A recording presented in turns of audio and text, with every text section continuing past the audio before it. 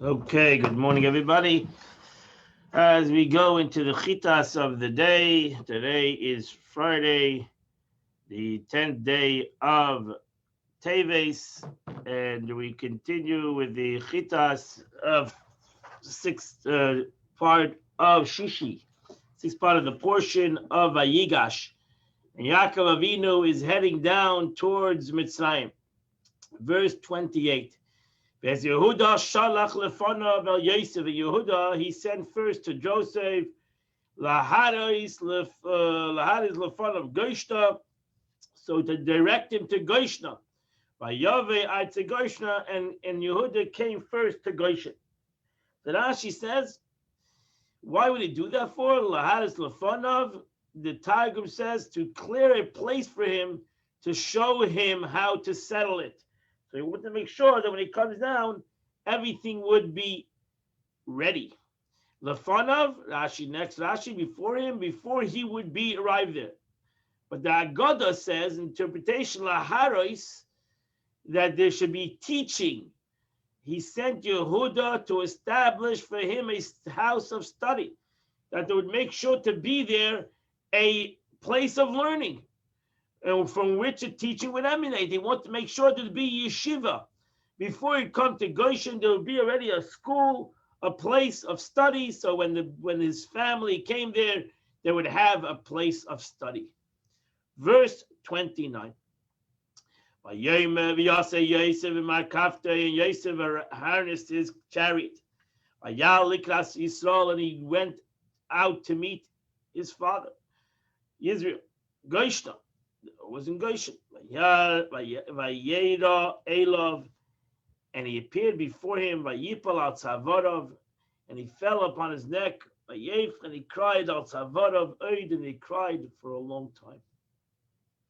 So actually, Yosef, he was the viceroy of Egypt, but he personally harnessed the horses to the chariots to hasten to honor his father. Vayera Elov, and he appeared before him. So Rashi says, Yosef Nidal Aviv, Yosef presented himself to his father. And they cried, an expression of profound weeping. And likewise, for he will not place an additional guilt on his men, an expression of profanation. He, God, did not place upon him additional accusations over and above his sins. Here too he wept greatly and continuously, more than was usual. Jacob, that was Joseph. Jacob, however, neither fell on Joseph's neck, nor kissed him, didn't cry. What was he doing? Our sages said that he was reciting the Shema. He was busy praying. When he met Yosef, he was praying, saying the Shema. Verse 30.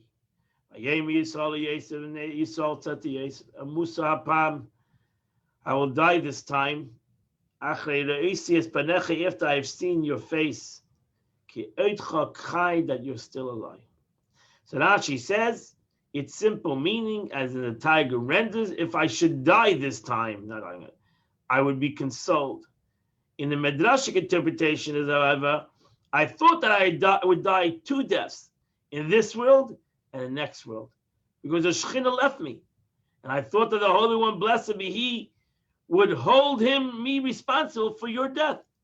Now that you are still alive, I will only die once. I will die from this world, but not from the upper world. Verse 31. Yosef told his brothers, based off into the house of his father. Ella, I will go up. Vagida lapare, I'll tell the Pharaoh. Rame Elov, and I will tell him, Acheu Veis Avi, my brothers in the house of my father, Asher be'ez Canaan, who were living in the land of Canaan, Bo Eli, they came to me. So that says, and my brothers, I will further say to him, the men are shepherds. They don't work. They're not in business. They are they're busy with their flock. Verse 32. And the people that my family are shepherds. Kianche Miknahu, because they're owners of livestock, Utstainim Karam, they have flocks and their cattle, and they brought all these to the land. Verse 32, Pari will call you, and he'll ask you, what is your profession? Occupation. Verse 34, you will answer him, you're the servants, your servants are owners of livestock. From our youth, we've been busy with livestock. We also, our ancestors were shepherds. So you'll dwell in the land of Goshen. Because all shepherds are abhorrent to Egyptians, so they need to be separate. The Egyptians worship the sheep, so it was a god by them, as we know. So he wanted to be secluded in a suburb, not be part of the rest of the Egypt, so to keep them away from the people. So Rashi says, so that you may dwell in land of Goshen, which you need, for it's a land of pasture. And when you tell him that you are not skilled in any other work, he will send you away from him and settle you there. He'll say, okay, listen, that's all you do. You can stay in Goshen, nobody will bother you. Because the sheep were the gods of Egypt. Verse chapter 47, verse number. Yosef came and told Pharaoh, and he told him, Avi v'achai, my father and my brothers, and their flocks and sheep, all that they have, they came from Canaan, and behold, they're in the land of Goshen. And he took, from amongst them, he took 5 brothers, and he stood them before Pari. So Rashi says, which of the 5 brothers did he take? From the most inferior of them in regard to physical strength, those who did not appear strong. For if the Pharaoh recognized them as being strong, he would make them warriors. They are the following, Rashi says, Reuven, Shimon, Levi, Yisachar, Binyamin. Those names Moses did not double when he blessed them in Deuteronomy. But the names of the strong ones he doubled. And this is for Judah. Hear, O Lord, the voice of Judah. And with regard to God, he said, blessed is he who granted space to God. And regarding Naphtali, it says, Naphtali wishes the well satisfied. And regarding to Dan, it says, Dan is a young lion, and so on. For Zevulun and Asher, this quotation from the Bereshis Rabbah, which is Agada of Eretz Yisrael. In our Babylonian Talmud, however, we find that those names who Moshe doubled were actually the weak ones, and it was they whom he brought before Pharaoh. So we have an argument between the Bereshis Rabbah of Israel and the Talmud Bavli of Babylon. As for Judah, the 6th one, whose name was David, however, was not doubled because of his weakness, but there was another reason for it, as it stated in Baba Kama, in the Baisav Sifri, in V'zoi Sapracha, we learn in our Talmud, and the Sifri identifies the 5 brothers, as does the Talmud, namely that the 5 brothers were Gad, Naphtali, Dan, Zevulun, and Asher. And here we have an argument between the Talmud Bavli, between the Babylonian Talmud and the Israeli Talmud. What was the 5 people he took to Pharaoh? Verse number 3. Pari said to his brothers, Mama Sechem, what is your business? Pari said, he told Pharaoh, we are shepherds.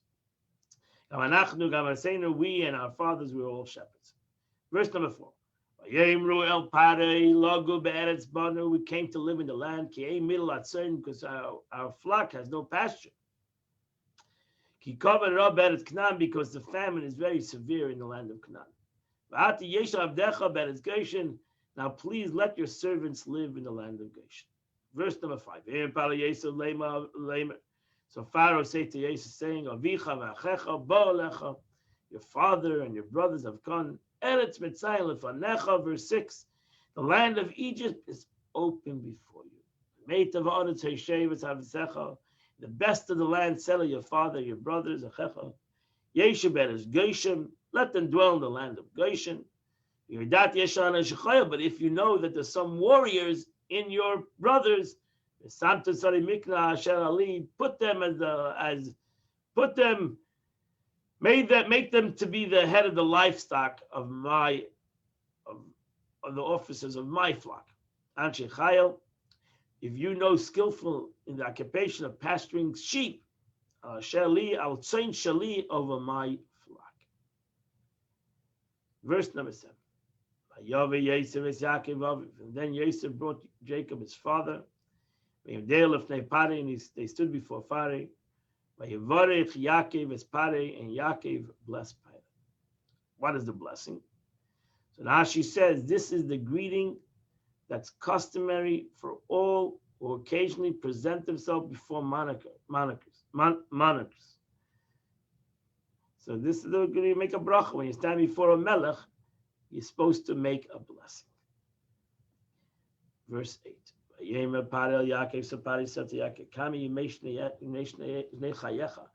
How many are the days of your life? Verse number 9. The days of the years of my sojourn. My journey has been 130 years. The days of my years of my life have been few and miserable. And they did not reach to the days and the years of the lives of my forefathers in the days of their sojourn. So now she says, the days of my being a stranger, all my days I have been a stranger in the land. I have been running from place to place, and they have not reached any goodness. That's why it says the best years of Yaakov was next week's Parsha by Yaakov. 17 years they lived in Egypt together with his whole family. By Yivarach Yaakov as Pare, and then Yaakov gave a blessing to Pare. By Yetzim of Pare, and he left the Pharaoh. So Rashi says, according to the custom of those who leave the presence of a prince, they bless them and take their leave. Now, what was the blessing? Did he bless him? So Yaakov gave him a blessing that the Nile should rise at his approach. Because Egypt does not drink rainwater, but the Nile rises and the waters it.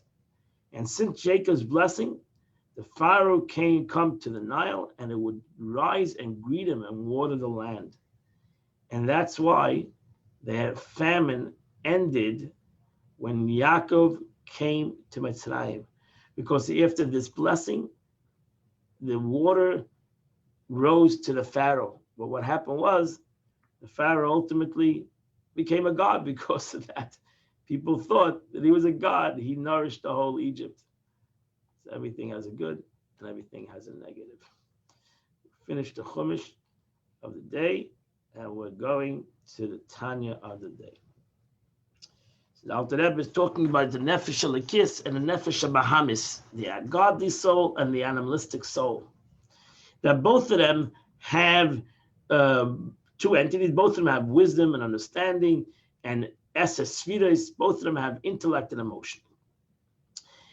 It says by the story of Rebecca, when she came to the prophet to ask him what is happening in her stomach, he told her that you're going to have two nations, and one and one nation to prevail over the other nation. There's going to be a struggle, and one nation will prevail over the others. That's the way it's going to be. What is the meaning?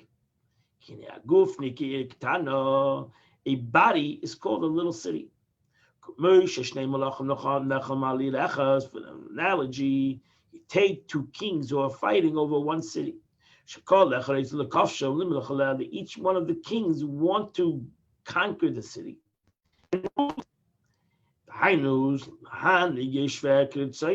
So to say, the king wishes that all the inhabitants will follow his wills. the Shemaita, to his whatever he's going to decree upon them. So you can't have two kings in one city, and they're fighting over who's going to direct the city. So to these two souls, the divine soul and the vitalized soul. Habahamis, which is animalistic, Shamaklipa, which comes from the covering. Argue, they are not arguing, they are at war with one another. And what's the war? The war is who is the director of this body? Who is the king over this body? I'll go favor. What is the fight? Shalakir, the godly soul, the godly soul, his desire and will, he wants to be the ruler over this body. He wants the body, and all the organs and the bones of the body will follow his directions. And the body will be surrender itself to his wishes. And not only surrender, will become a chariot to this godly soul. And the body will become like a garment to the 10 attributes of its entity. Which we mentioned above. So the wisdom will be, the brain will become the vessel for the wisdom, and the hand will become the vessel for the action, and the feet will go only to good things, and the heart will only desire good things. That he is going to clothe himself in all the bones of the body. And the entire body will be permeated with them alone, with godliness alone. And no alien will come in the body. He doesn't want to have illegal aliens. He wants to have only godly visitors. Only godliness. That's what the godly soul wants. Meaning, in simple meaning, is that the 3 brain faculties, intellect, wisdom, and understanding, and knowledge, will be permeated with the wisdom of God. Which is the knowledge and understanding of God, that a person should only ponder in the greatness, which is unlimited. A person can never say, I have reached it. I've reached the understanding of God. So therefore, be always busy in the knowledge of God. Will search the knowledge of God. What's going to happen through understanding and contemplating godness? Waking up and awake will create a fear in his mind, and will give birth to a dread in his heart. Ava, and also in the concept of love, Abbas Hashem Kiddush B'Eish, a love of God like a burning fire, Beliboy, in his heart.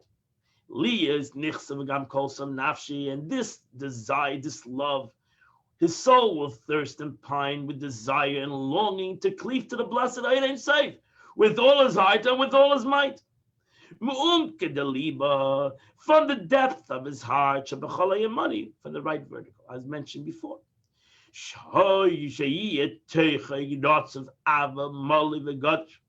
The kind of love that is that the divine soul's desire entails the heart will be inlaid with love from within.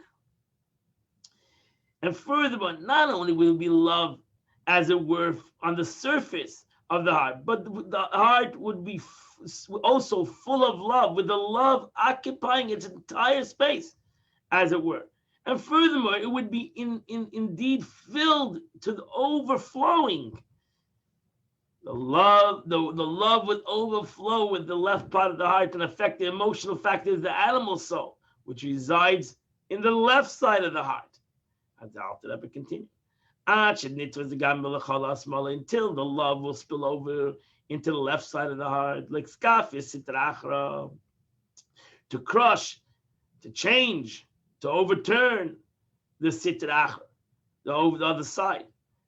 And the elements of evil waters of the animal soul that's in the left side. Which is the lust emanated from Klippat Noga, from the cover that shines. L'shanoisa, to change the animal soul, lahapcha, to transform it, b'tainig olam hazeh, from the desires and the lust of this world, la'avas Hashem, to the love of God and desire of God. As we say in our davening, b'chol levavcha, I love the Eibishter with all my hearts. It's plural. Levavcha is plural, and the Gemara says, b'shnei yitzarecha, both your inclinations, that you should love God with your godly soul, and ultimately through loving God with your godly soul and doing it in the right way, which you understand it, comprehend it, and it overfills your right side, will spill over, and you'll also love God with your animalistic soul. This transformation of the animal soul, lust to love of God, entails rising to attain to the level of Ava Rabba, an abundant of love, a love surpassing the level of powerful love, like a furious flash that is mentioned earlier. And that Alter Rebbe will later explain the difference between Ava Rabba, an abundant of love, or Avas Olam, which is a powerful love. And this is what's written in the Pasuk, a love of delight. When you come to the love of delight, that's what Yitzhak asked Esav, bring me something that will give me tainug. Tainug is delight. Shabbos is tainug, going into Shabbos. To be delight in godliness, which is a forecast of the world to come. That's why, again, Shabbos is a taste of the world to come. Tainug Shabbos and everything. V'oinug, delight. Delight is felt in the brain. When the brain, the intelligence, which is the light in perceiving the knowing of God. Each person according to their capacity to understand God. This delight is the level of water, and the seed, meaning the light that is sown in the holiness of the divine soul. So when the divine soul and is comprehended in the brain, there's a tainug, there's a certain kind of a delight in the Sanag Alavaya, that I have a delight in the comprehension of God. And when a person has delight, that transforms the good element of water in the animal soul, because delight is felt in the heart and in the brain, and ultimately a delight is an emotion, which the animal soul only had a delight in this world, and now it has a delight in the word of God.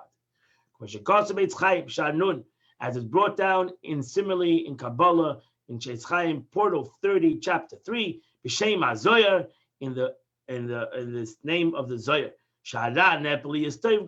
that the evil of the animal soul is transformed and becomes perfectly good. When we take away the unclean garments from the animal soul, which this is the tainug, the delight in the physical world, that is the uncleanness of the garments, which he is closing them. When you take away the delight, that means a person can light the world, but he doesn't have a delight in it.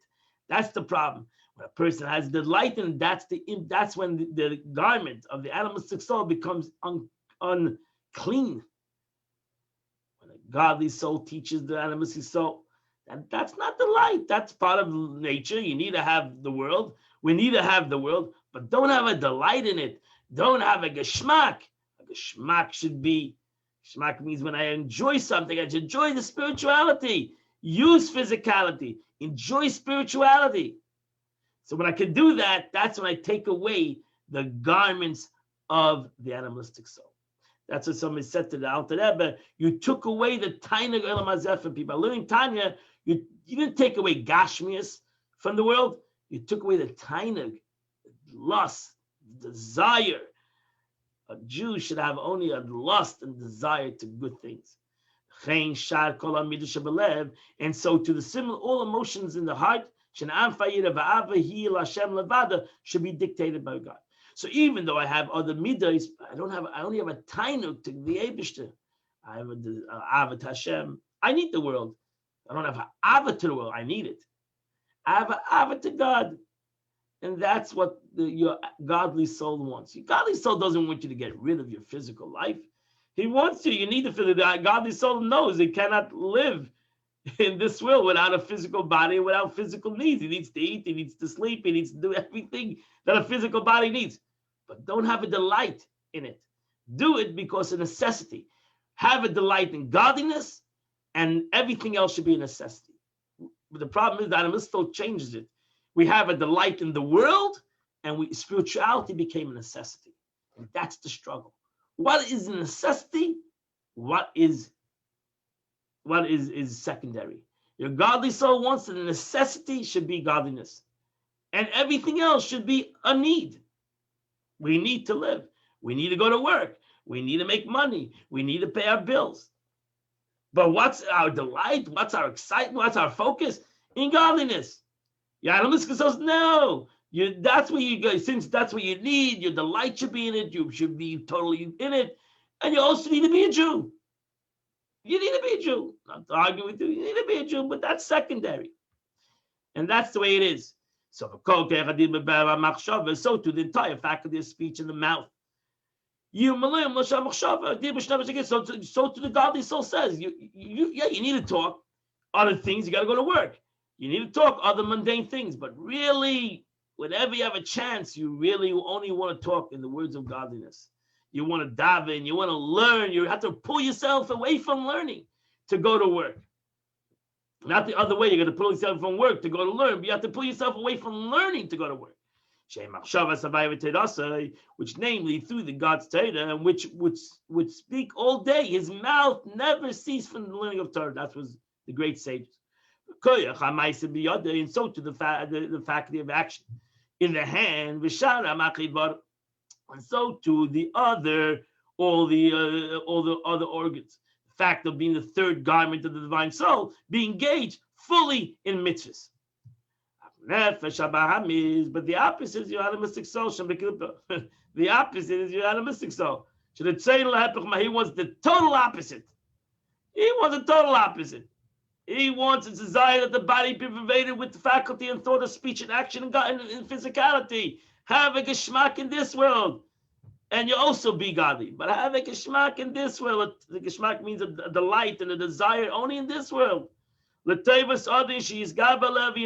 animal soul desires this for man's benefit in order that he prevails over her and vanquish her.